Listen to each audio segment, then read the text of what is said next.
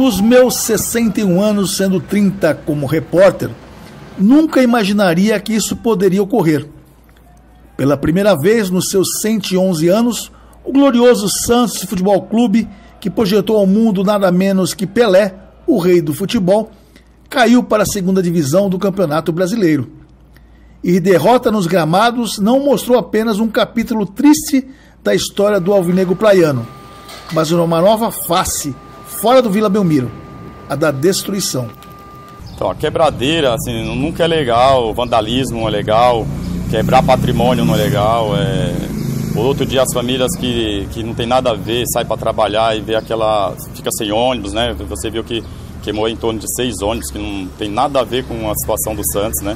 Então, para mim, no meu modo de ver, eu como pai de família, assim, nunca é legal. E eu, particularmente, eu trazer minha família, né? Somos em 4. E já prevendo o que ia acontecer, eu acabei não vindo pro jogo, né?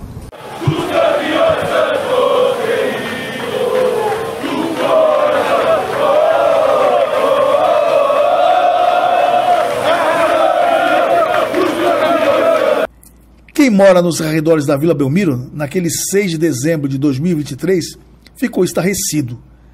Carros destruídos, ônibus queimados, janelas depredadas, fiação elétrica pendurada e outros exemplos de que, por alguns minutos, não circulavam torcedores, mas sim vândalos inconsequentes que, como verdadeiro ciclone, destruíram tudo o que encontravam pela frente. Olha, a agressividade dentro do futebol, ela é muitas vezes fortalecida pela identidade do grupo, não só individual, né? A gente tem aí uma das pesquisas que são as mais validadas, que é de 2018, da Universidade de Oxford, em Londres, mas que foi feita com fãs brasileiros, com torcedores brasileiros, e que mostra que não necessariamente tem um desajuste social em outras áreas da vida. Acontece no futebol justamente por essa questão do grupo, sabe? É uma psicologia evolutiva e tribal que nós temos.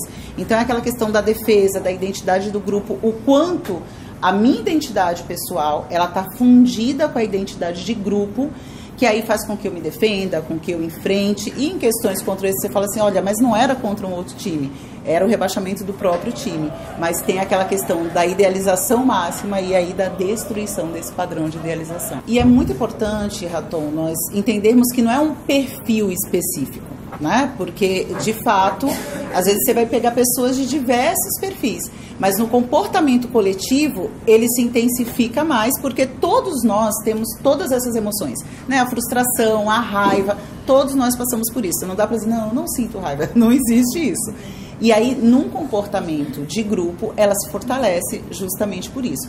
Claro, nós temos que prever, porque nunca é um comportamento isolado ali no dia do jogo, na hora do jogo, mas até um padrão de como está o time, né? Então, se um time ele vem muito bem, acontece alguma coisa que tem uma quebra, é uma coisa. Se ele já vem há muito tempo, de forma muito difícil, mas a torcida nunca abandonou, estava ali sempre presente, então percebe que é muito mais profunda, né, essa desilusão e esse sentimento e essa raiva aflorada. Então a gente tem que olhar sempre em um contexto mais global e não em atos isolados.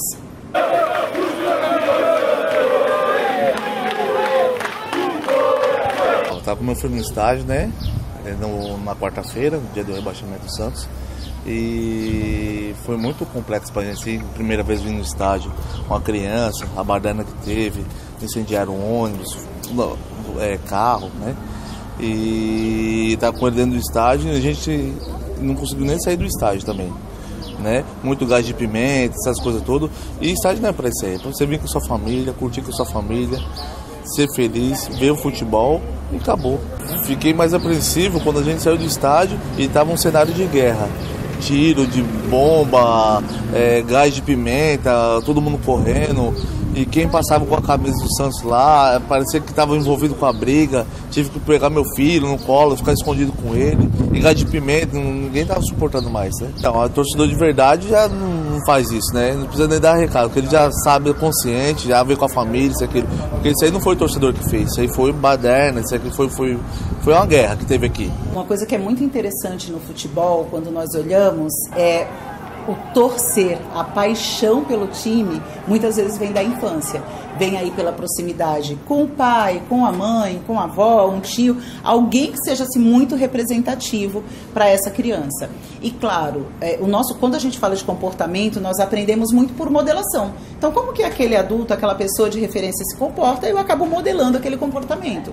Então, percebe que se tem ali um responsável, um adulto que torce junto, mas que mesmo assim consegue lidar de uma forma mais regulada com essa frustração, né? Porque as emoções, elas nos desregulam e a gente precisa de uma regulação emocional. Então, o time perdeu, chora, que tá tudo bem chorar, né? Homem pode chorar também, mas eu consigo entender, não, ok, é um jogo, né? Não dá para todos os times ganharem ao mesmo tempo, a gente precisa seguir.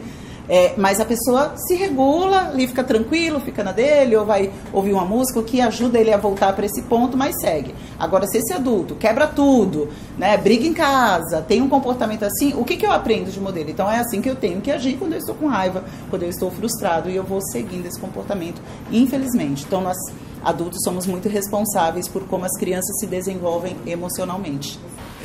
Bem, no dia desse acontecimento, aqui é uma parte mais segura, porque aqui é a central do policiamento, mas só que as coisas começam a acontecer do outro lado da vila e chamam o policiamento que está aqui no comando nessa rua para poder socorrer o outro lado. Então aqui é seguro, mas só que quando se usa o gás de pimenta do outro lado, o vento traz tudo para cá, aí vem a agonia aqui, certo? Tudo acontece nas ruas laterais, não nessa rua, mas o gás de pimenta entra aqui. Entra e acaba atingindo todo mundo, a vizinhança, o pessoal que mora nos apartamentos, prédios, na vizinhança geral. Então, esse é o sofrimento, certo? Tá certo, a polícia, ela faz esse serviço para poder debandar o pessoal, afastar e sair da área, entendeu? Mas é uma coisa que eu acho que tinha que controlar um pouco mais a ansiedade na hora de um jogo, de um resultado, certo? Para não prejudicar as outras pessoas, entendeu? Eu acho bom isso, porque torcer a gente torce, jogo é jogo, um ganha e outro perde. Então a gente também tem que entender isso, entendeu? E a própria pessoa, às vezes a pessoa briga na rua por causa de torcida, por causa de jogo, que perdeu, que ganhou, entendeu? Às vezes acaba perdendo até a própria vida por causa de uma decisão de futebol. Entendeu? Então a gente tem que torcer com limite, não no ponto de se prejudicar e prejudicar as pessoas. Eu procurei a Secretaria de Segurança Pública do Estado de São Paulo, que por nota disse que 11 policiais militares ficaram feridos, 3 cavalos foram lesionados e 3 viaturas foram danificadas. O vandalismo ainda resultou em 6 ônibus, uma ambulância, 5 automóveis incendiados, além de 2 ônibus e 3 veículos depredados.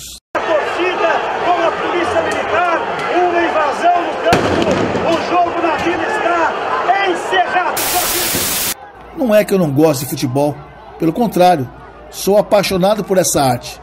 O problema é se importar tanto com ele a ponto de se tornar um fanático, que esquece o espírito esportivo e o ambiente familiar que um dia o estádio se tornou.